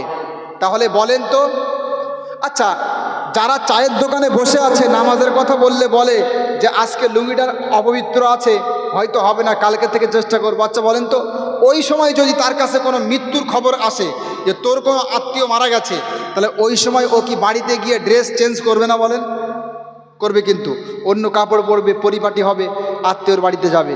তো আল্লাহর সামনে যেতে সমস্যা কোথায়? চেষ্টা করলে সব কিছুই হয়, ঠিক না বেঠিক বলেন ভাই? দ্বিতীয় নাম্বার, যেহেতু হাদিসটা বললাম বলেই ফেলি, দ্বিতীয় নাম্বার যাদেরকে জাহান্নামে না, জাহান্নাম তো দেওয়া হবেই হবে, বাকি কবরের মধ্যেও শাস্তি হতে পারে। সেটা কি? ওয়া আম্মাল আখার ফাকানা ইয়ামশি বিন নামিমা। দ্বিতীয় নাম্বার ওই ব্যক্তি যেই ব্যক্তি চগলখড়ি করে। কি করে বলেন? আপনাদের সমাজে চগলখড় আছে ভাই? পিছনে কথা লাগালাগি করে, পিছনে কথা লাগালাগি করে, আছে? এই কথা বলতে হবে, আছে?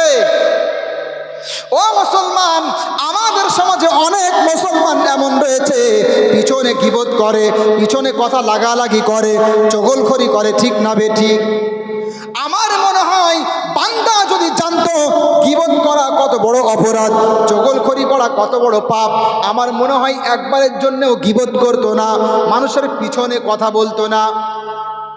আমার মনে হয় জানে না। মুরব্বী মানুষ যারা আছে, দাড়ি মুখে সাদা দাড়ি হয়ে গেছে, বুঝলেন, মাথায় টুপি, এখন যদি চায়ের দোকানে বসে গীবত গিল্লা শুরু করে তো মানুষ খারাপ বলবে। এই জন্য আগে থেকে কি বলে জানেন? গীবত করার আগে গীবতটা যাতে করে মানুষ হালকা মনে করে, এই জন্য বলবে কি জানেন? বললে তো গীবত হয়ে যায় তারপরেও বলি, আছে না? বললে তো গীবত হয়ে যায় তারপরেও বলি না। মুরব্বী বললে যদি গীবত হয়ে যায় আপনি আর বলিয়েন না, কারণ গীবতের গোনা কঠিন গোনা। গীবতের গোনা আমার আল্লাহ অত সহজে মাফ করবে না, কারণ এটা হুকুকুল ইবাদের মধ্যে পড়ে, বান্দার হকের মধ্যে পড়ে। একটা আয়াত শোনাই, মহান আল্লাহ বলছেন ওয়ালা ইয়াগতাব বা'দুকুম বা'দা আইয়ুহিব্বু আহাদুকুম আইয়াকুলা লাহমা আখিহি মাইতাও ফাকারিহতুমু ওয়াত্তাকুল্লাহ। সূরাতুল আল হুজরাত 26 নম্বর পারা 16 নম্বর পৃষ্ঠা 2 নম্বর রুকুর 12 নম্বর আয়াত। মহান আল্লাহ বলছেন তোমাদের মধ্যে কেউ যেন কারো গীবত না করে, কেউ যেন কারো পিছনে পরনিন্দা না করে। কেউ কি চাই তার আপন মৃত ভাইয়ের গায়ের গোশত খাবে? কেউ কি চাই আপন মৃত ভাই দাফন কাফন না করে গোশত কেটে খাচ্ছে? হবে এটা?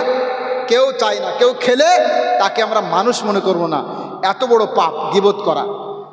দেখেন আয়াতের শেষে আল্লাহ শব্দ দিয়েছে ইত্তাকিল্লাহ, তোমরা আল্লাহকে ভয় করো। আমি যখন কোরআন পড়ি একটু গবেষণা নিয়েতে পড়ার চেষ্টা করি, আমি দেখেছি আল কোরআনুল কারীমের মধ্যে বিভিন্ন আয়াতের শেষে আল্লাহ ইত্তাকিল্লাহ শব্দ দিয়েছে, তোমরা আল্লাহকে ভয় করো। আমি দেখেছি ইত্তাকিল্লাহ অর্থাৎ আল্লাহকে ভয় করো বা ওয়াত্তাকুল্লাহ আল্লাহকে ভয় করো, এই সমস্ত আয়াতগুলো আল্লাহ এই সমস্ত শব্দগুলো আল্লাহ ওই সমস্ত অপরাধের পিছনে দিয়েছে, ওই সমস্ত অপরাধের পরে দিয়েছে যেখানে আল্লাহর ভয় প্রয়োজন হয়, যেখানে বাঁচতে গেলে আল্লাহর ভয় ছাড়া বাঁচা যায় না। যেমন গীবত করা। আপনি আমার সামনে যত সময় থাকবেন আমি আপনার বিরুদ্ধে উল্টাপাল্টা বলবো না, গীবত করব না। কিন্তু আপনি যদি এখান থেকে উঠে যান, যখনই উঠে যাবেন আমি আপনার বিরুদ্ধে বলা শুরু করব, গীবত করা শুরু করব। তার মানে আমার ভিতরে আপনি আপনার ভয় আছে কিন্তু আমার মধ্যে আল্লাহর ভয় নেই, ঠিক না ঠিক বলে? যদি আল্লাহর ভয় থাকতো তাহলে একবার হলেও ভাবতাম যেই ব্যক্তিটার বিরুদ্ধে আমি বলছি সে হয়তো আমার কাছে নেই, কিন্তু আমার আল্লাহ তো দেখছে, ঠিক না ঠিক বলেন? ঠিক না? এই জন্য আল্লাহর ভয় অন্তরে থাকার প্রয়োজন আছে না নেই বলেন? তাই তো কবি কত সুন্দর কথা বলছেন, তোমার বুকে রাখো আল্লাহরই ভয়, আসবে না কোনো দিন কোনো পরাজয়, আসবে না কোনো দিন কোনো পরাজয়। আমাদের মধ্যে ভয় কাজ করে অনেক সময়, এই এখনো হালকা হালকা ভয় আমাদের মধ্যে আছে, ঠিক না? বর্তমান প্রেক্ষাপটে ভয় চিন্তা নেই, আল্লাহকে ভয় করেন। ফালা তাখাফুহুম ওয়াখাফুনি, আল্লাহ বলছেন শয়তানের দোসরদের ভয় করো না, আমাকে ভয় করো যদি তোমরা ঈমানদার হয়ে থাকো। ভয় করবো কার বলো? আল্লাহকে। তাই বলছে তোমার বুকে রাখো আল্লাহরই ভয়, আসবে না কোনো দিন কোনো পরাজয়, আসবে না কোনো দিন কোনো পরাজয়। তোমার বুকে রাখো আল্লাহরই ভয়, আসবে না কোনো দিন কোনো পরাজয়, আসবে না কোনো দিন কোনো পরাজয়। আল্লাহর বিধান মতে কোরআন সুন্নাহ হতে চালাও জীবন তোমার, পাবে মদদ খোদার। আল্লাহর বিধান মতে কোরআন হাদিস হতে চালাও জীবন তোমার, পাবে মদদ খোদার। যাবে তুমি জান্নাতে যা ছিল স্বপ্ন আমার, তোমার বুকে রাখো আল্লাহরই ভয়, আসবে না কোনো দিন কোনো পরাজয়, আসবে না কোনো দিন কোনো পরাজয়। আল্লাহর ভয় অন্তরে রাখবেন তো ইনশাল্লাহ? আল্লাহর ভয় অন্তরে রাখবেন তো ইনশাল্লাহ? জান্নাত চাই নাকি জাহান্নাম? জান্নাত চাই তো? জান্নাত যদি চান সকাল সন্ধ্যা, সন্ধ্যা থেকে সকাল আল্লাহকে স্মরণ করবেন। আর মনে রাখবেন আপনি যদি আল্লাহকে স্মরণ না করেন আমার আল্লাহ আপনাকে ভুলিয়ে দিবে, আপনাকে আত্মভোলা করিয়ে দিবে। দুনিয়াতে আপনি কেন সৃষ্টি হয়েছেন, দুনিয়াতে আপনার কি করণীয়, দুনিয়াতে কেমনভাবে চলতে হবে, এই সমস্ত বিষয়গুলো আমার আল্লাহ আস্তে আস্তে ভুলিয়ে দিবে। গোনা তখন আর গোনা মনে হবে না, তখন পাপ আর পাপ মনে হবে না, অন্যায় আর অন্যায় মনে হবে না। আপনি জাহান্নামের রাস্তার দিকে অগ্রসর হতেই থাকবেন। এজন্য আমার আল্লাহর স্পষ্ট বাণী, মহান আল্লাহ বলছেন ওয়ালা তাকুনু কাল্লাযীনা নাসুল্লাহা ফাআনসাহুম আনফুসাহুম উলাইকা হুমুল ফাসিকুন। আমার আল্লাহ বলছেন তোমরা তাদের মতো হয়ো না যারা আমার, তোমরা তাদের মতো হয়ো না যারা আল্লাহকে ভুলে গিয়েছে এবং আমার আল্লাহ তাদেরকেও আত্মভুলা করে দিয়েছে, তাদের নিজেদেরকেও ভুলিয়ে দিয়েছেন। উলাইকা হুমুল ফাসিকুন, আমার আল্লাহ বলছে তারা ফাসিক। যারা আল্লাহকে ভুলে আছে তারা কি বলেন ভাই? ফাসিক। যারা আল্লাহকে ভুলে আছে তারা কি বলেন? আমি যদি এখন কাউকে ডাকি, ডেকে বলি আপনি ফাসিক, আরে ফাসিক যদি এরকম বলি তার কষ্ট লাগবে না লাগবে না বলেন? কষ্ট লাগবে, কিন্তু ফাসিক আমি বলিনি, আমার আল্লাহ বলেছেন। তাহলে এখানে অনেক মানুষ আছেন যারা 5 ওয়াক্তের নামাজ পড়তেন না, পড়বেন তো ইনশাল্লাহ? আমি মুসাফির অবস্থায় আছি, কষ্টের সাথে আমরা সফর করি, আশা করি মুসাফির ব্যক্তির দোয়া কবুল হয়। আপনারা জানেন হাদিসের মধ্যে আছে। আমার সামনে লজ্জা পাবেন না, আমি অন্তর থেকে দোয়া করব। মুসাফির অবস্থায় আছি, কয়েকজন বান্দা এমন হাত তোলেন যারা নামাজের ক্ষেত্রে অলসতা প্রদর্শন করতেন, আজকের থেকে ইনশাল্লাহ পড়ার চেষ্টা করবেন। মুসলমানদের সামনে দিন কিন্তু ভয়ঙ্কর দিন, আল্লাহ ছাড়া কেউ আমাদের আপন না। সকলেই বলেন ইনশাল্লাহ নামাজ পড়বেন তো ইনশাল্লাহ? কয়েকজন বান্দা হাত তোলেন, যাক মাশাল্লাহ মাশাল্লাহ, ব্যাস আল্লাহ সবাইকে কবুল করুক, বলেন আমিন। বাজলো করা ভাই? তো আমি অন্তর থেকে দোয়া করব, আপনারা সকলে আমার জন্য দোয়া করবেন। দেখেন আমি বক্তা জগতে বেশি দিন না, কিন্তু ছাত্র জামানাতে অনেক পরিশ্রম করেছিলাম, রাত্রি জাগরণ করেছিলাম, এমনকি আসরের পরেও খেলাধুলো করিনি, যার কারণে শারীরিকভাবে আমি দুর্বল, খুব বেশি শক্তিশালী বলা যায় না। তারপরেও আমি রাস্তাঘাটে থাকি, দিনের কাজ করি। আমার জন্য সকলেই দোয়া করবেন তো ইনশাল্লাহ? করবেন তো ইনশাল্লাহ? আর যা কিছু বললাম আমল করবেন।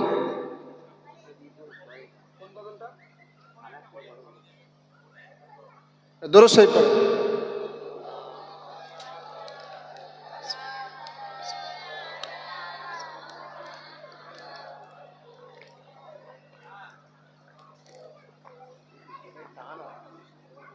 তাই নাকি?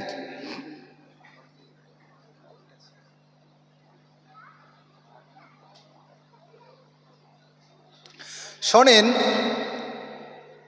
দোয়া করতে গেলে অ্যাক্টিভ থাকতে হবে। বুঝলেন কি বললাম?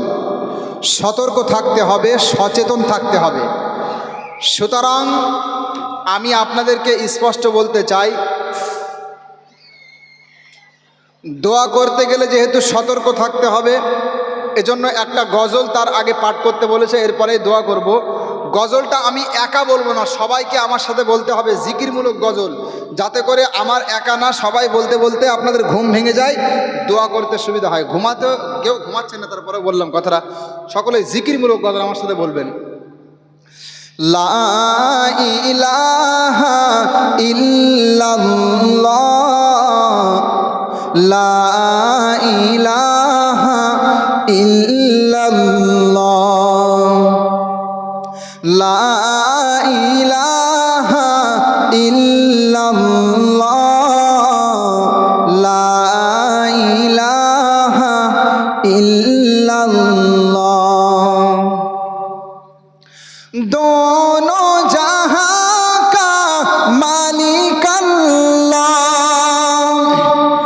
दोनों जहां का खालिक अल्लाह, दोनों जहां का मालिक अल्लाह, दोनों जहां का खालिक अल्लाह, सबका खुदा ला इलाहा इल्लल्लाह, ला इलाहा इल्लल्लाह, ला इलाहा इल्लल्लाह। दिल पे कलमे की ज़रब लगा, इल्लल्लाह, ला इलाहा इल्लल्लाह, ला इलाहा इल्लल्लाह। अव्वलु आखिरु है अल्लाह, हाफिज़ नासिर है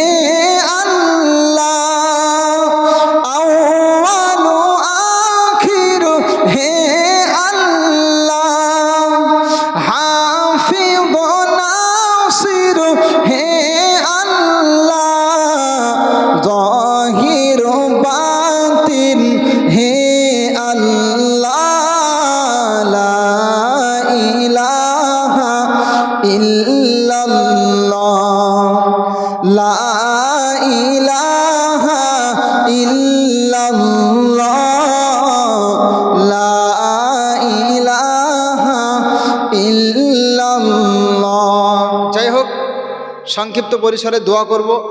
আপনারা সকলেই আমার সাথে আমিন আমিন করবেন, কেউ চুপ থাকবেন না। সকলে দরুদ শরীফ পড়েন, আল্লাহুম্মা সাল্লি আলা মুহাম্মাদ।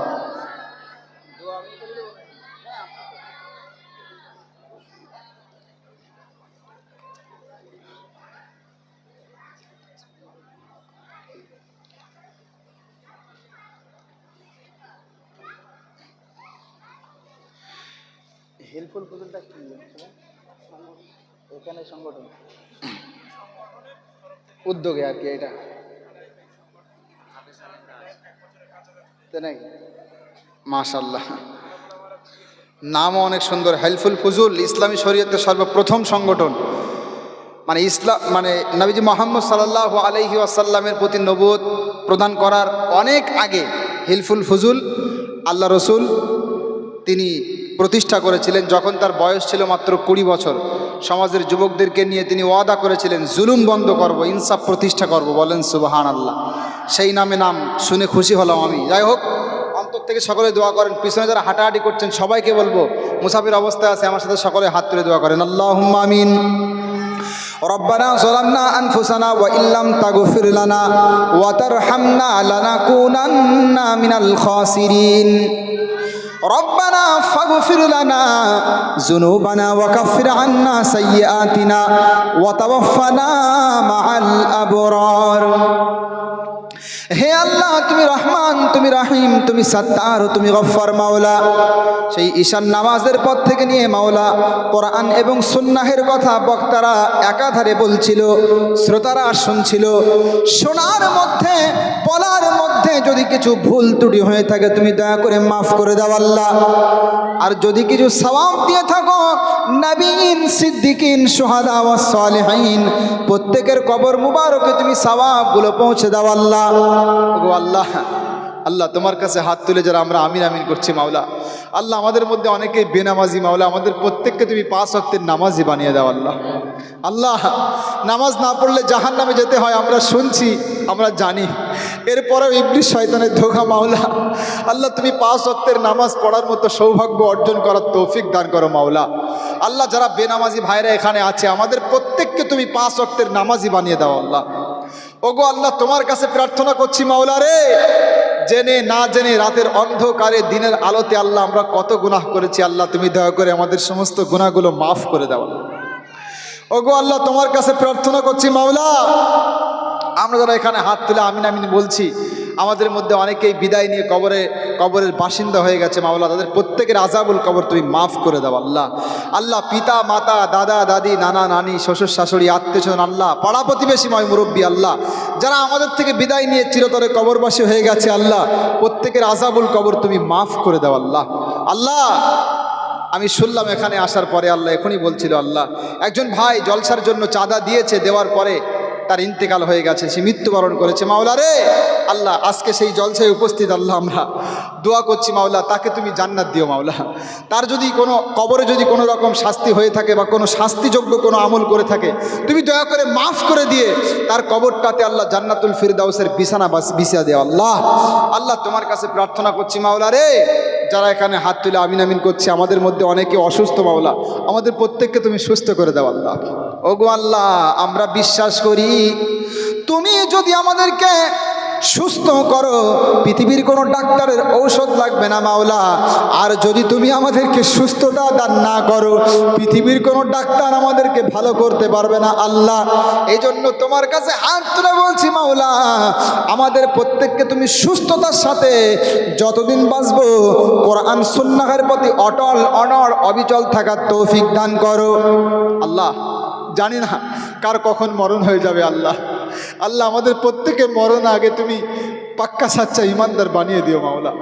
আল্লাহ আজকে যারা এই জলসাটা কায়েম করেছে আল্লাহ, বিশেষ করে হিলফুল ফুজুল সংগঠনের ভাইরা আল্লাহ, কত সুন্দর নাম আল্লাহ, কত সুন্দরভাবে তারা দিনের খেদমত করছে, কত কষ্ট করে আল্লাহ কালেকশন করে এই জলসা তারা আল্লাহ কায়েম করেছে মাওলা। তাদের প্রত্যেককে তুমি সাহাবী আবু বকরের মতো কবুল করে নাও আল্লাহ। আল্লাহ তাদের প্রত্যেককে তুমি তোমার প্রিয় বান্দা হিসাবে কবুল করে নাও আল্লাহ। আল্লাহ আমাদের প্রত্যেককে তুমি প্রিয় ভাজন হিসাবে কবুল করে নাও আল্লাহ। আল্লাহ এই জলসাতে যারা অর্থ কড়ি দিয়ে সাহায্য সহযোগিতা করেছে, টাকা পয়সা দিয়ে সাহায্য সহযোগিতা করেছে মাওলা, তাদের প্রত্যেককে তুমি কবুল করে নাও আল্লাহ। আল্লাহ তোমার কাছে প্রার্থনা করছি মাওলা রে, তাদের প্রত্যেককে তুমি আল্লাহ দ্বীন ইসলামের জন্য কবুল করে নাও আল্লাহ। আল্লাহ এই ভারতবর্ষের জমিনে আমরা সংখ্যালঘু মাওলা, আমরা যেন মসজিদ মাদ্রাসাগুলো বাঁচিয়ে রেখে সঠিকভাবে ইসলাম পালন করতে পারি সেই তৌফিক দান করো মাওলা। আল্লাহ কট্টরপন্থী যদি কেউ থেকে থাকে মাওলা, তাদের অন্তরটা তুমি আমাদের জন্য কোমল করে দাও মাওলা, তাদের অন্তরটা তুমি আমাদের জন্য নরম করে দাও আল্লাহ। আল্লাহ যেন আমরা মিলেমিশে হিন্দু মুসলমান একসাথে আল্লাহ বসবাস করতে পারি সেই তৌফিক তুমি দান করো আল্লাহ। ওগো আল্লাহ তোমার কাছে প্রার্থনা করছি মাওলা, সুদূর ভারত থেকে হাত তুলেছি মাওলা, গোটা বিশ্বে যত মুসলমান রয়েছে মাওলা প্রত্যেককে তুমি হেফাজত করো মাওলা। ওগো মাওলা, ফিলিস্তিনি মুসলমানদের কথা মনে পড়ে আল্লাহ, ফিলিস্তিনি মুসলমানদেরকে তুমি হেফাজত করো মাওলা। আল্লাহ তোমার কাছে প্রার্থনা করছি মাওলা, এই জলছাতে যারা টাকা পয়সা দিয়েছে আল্লাহ, তাবারকের ব্যবস্থাও করা হয়েছে মাওলা, তাদের প্রত্যেকের অর্থ তুমি কবুল করে নাও আল্লাহ। আল্লাহ আমি আবারও বলি মাওলা রে, আমাদের মা বোনদের মধ্যে যারা এখনো বেনামাজি তাদেরকে তুমি নামাজি করে দাও আল্লাহ। আমাদের সমাজে যারা পর্দাহীন তাদেরকে তুমি পর্দার সাথে চলার তৌফিক দান করো মাওলা। আল্লাহ তুমি আমাদের প্রত্যেকের অন্তরটা পরিষ্কার পরিচ্ছন্ন করে দাও মাওলা।